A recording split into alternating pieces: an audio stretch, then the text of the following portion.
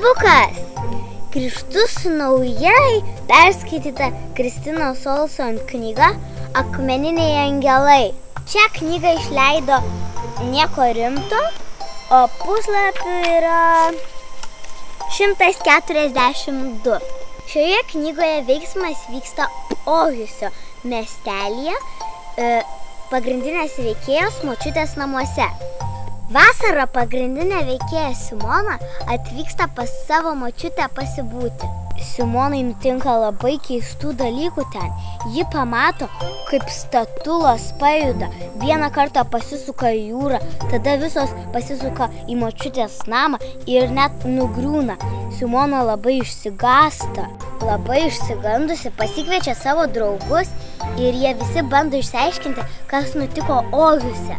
Man baisiausias knygos įvykis buvo tada, kai Simona nuėjo į savo močiutės namo antrą aukštą. Ten kambariai turėjo pavadinimus. Ji nuėjo į atodusių kambarį ir jinai išgirdo atodusius, bet nieko nepamatė tam kambarį, tiesiog kažkas dūsavo. Jūs privalot per vasaros atostogas perskaityti šitą knygą, nes visi vykstate pas močiutės ir nežinot, kokių nuotykių ten gali nutikti. Krizenimas 0 iš 5.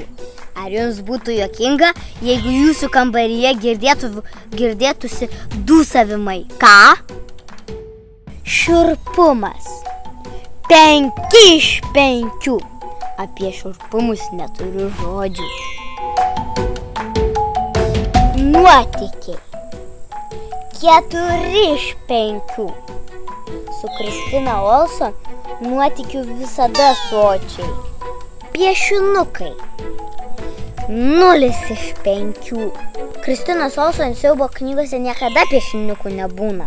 Jos skirtos didelėm, kuriem piešinukai nerūpi. Gerumas 2 iš 5. Draugai vienas kitam labai padėjo ir buvo labai geri, traukdami vienas kitą iš vaiduoklių nasrų.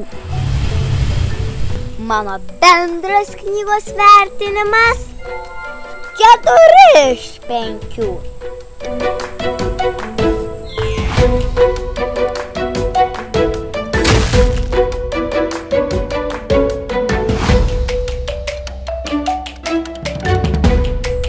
Knygą rekomenduoju visiems nuo 9 iki 14 metų.